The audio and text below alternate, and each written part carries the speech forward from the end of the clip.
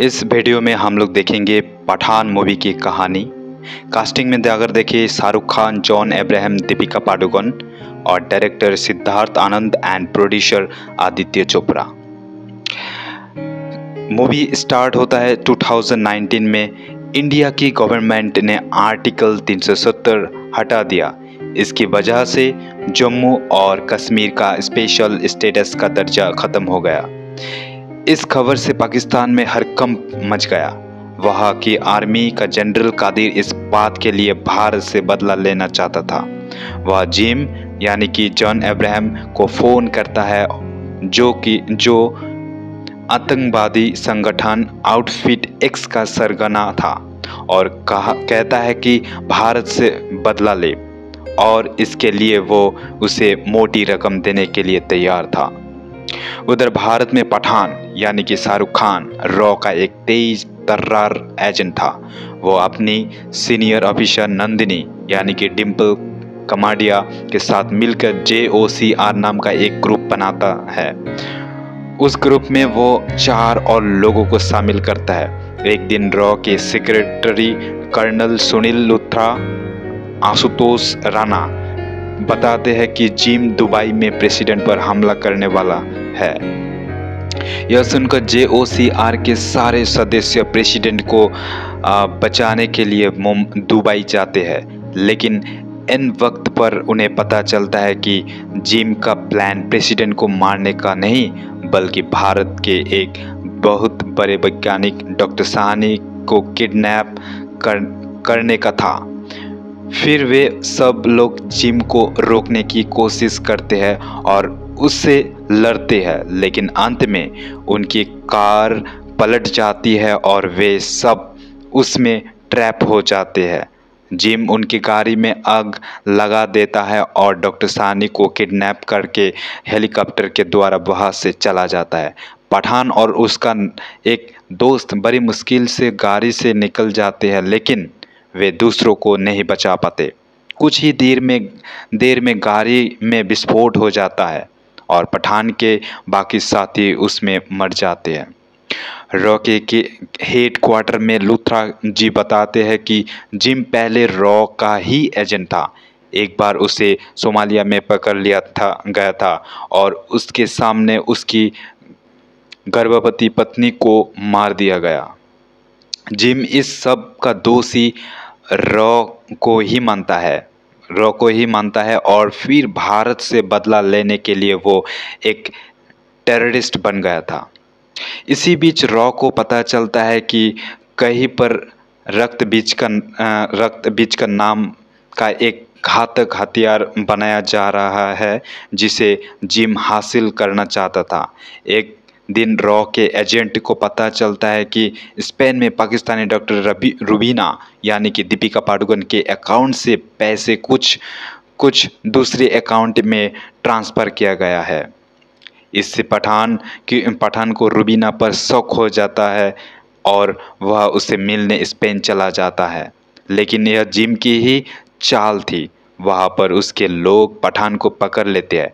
फिर जिम अपने लोगों को पठान को मारने का आदेश देकर वहाँ से चला जाता है, लेकिन तभी रुबीना जिम के लोगों पर हमला कर देती है और वे दोनों वहाँ से भाग जाते हैं।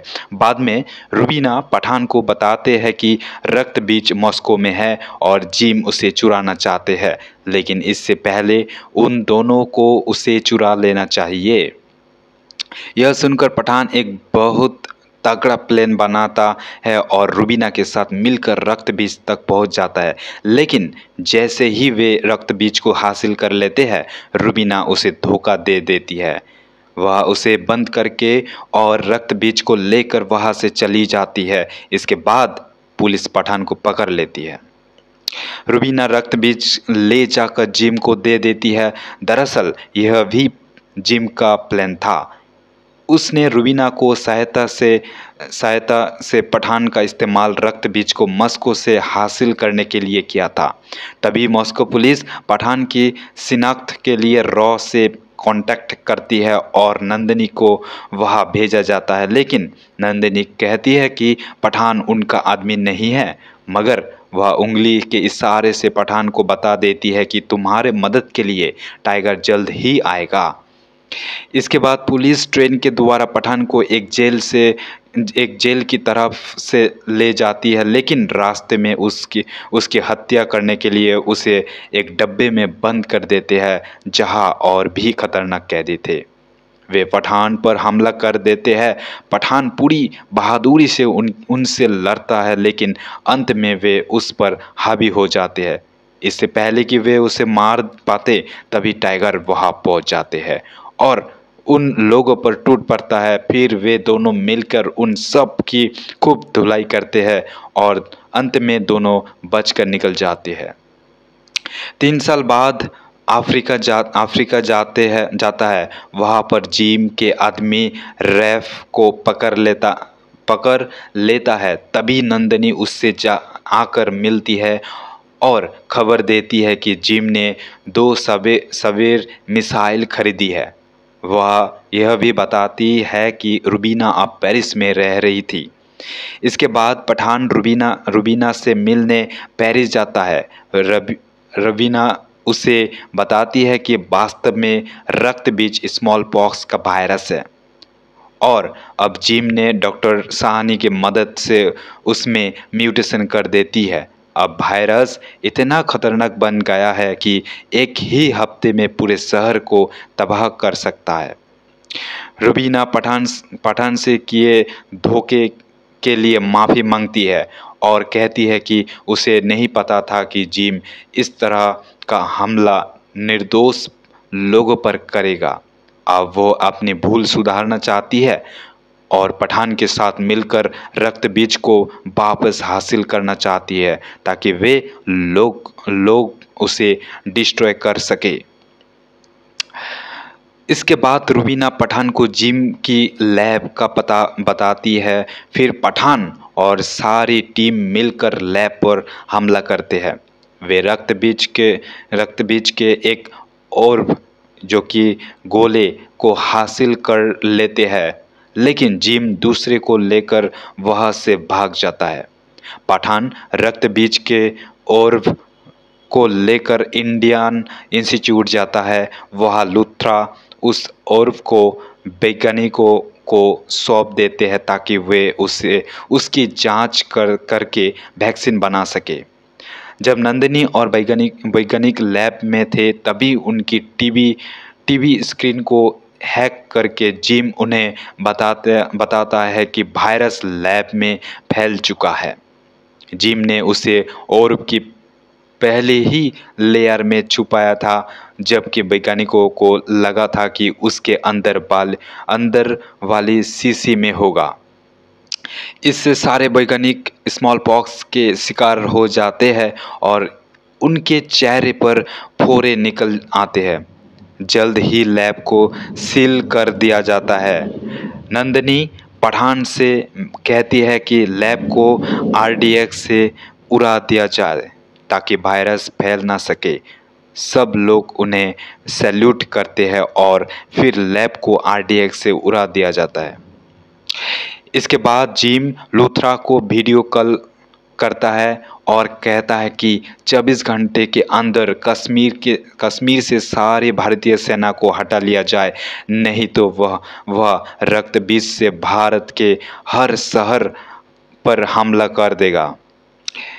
इसके बाद रैफ को पकड़ कर उससे पूछताछ करता है और जिम की लोकेशन पूछता है और अफगानिस्तान में थी। वहाँ पर पाकिस्तान का जनरल कादिर जिम से मिलता है और भारत पर हमला करने को कहता है।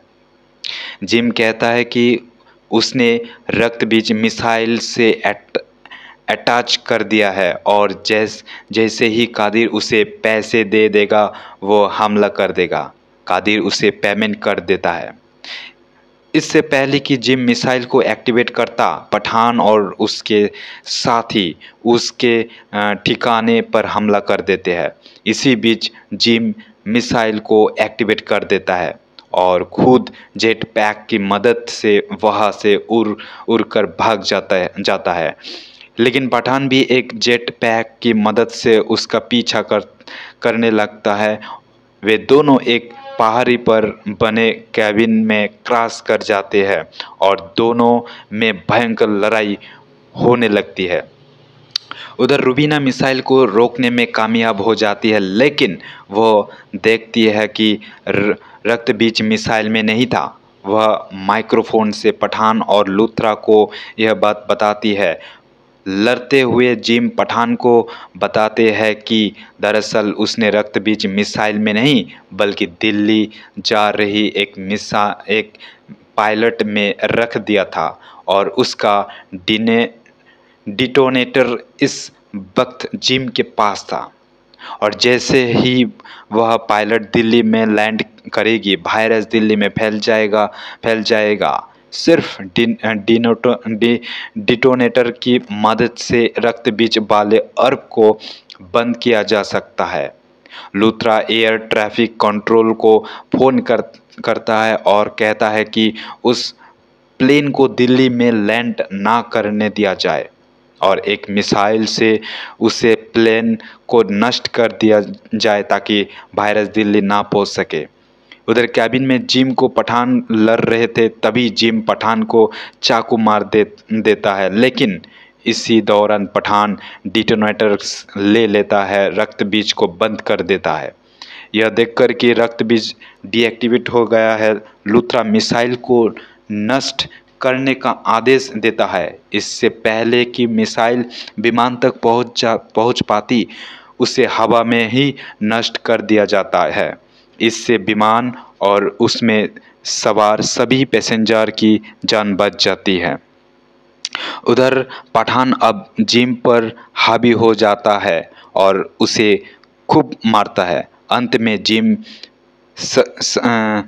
छज्जे से लटक जाता है। पठान छज्जे की लकड़ी पर पैर मारता है, जिससे जिम नीचे गिर जाता है और उसकी मौत हो जाती है। पठान को फिर से रॉ में बुला लिया जाता है और नंदिनी को उसकी बहादुरी के लिए मरणोपरांत अवार्ड दिया जाता है। दोस्तों, यह थी पठान फिल्म की स्टोरी। यह फिल्म आपको कैसी लगी थी, नीचे कमेंट करके बताइए। धन्यवाद।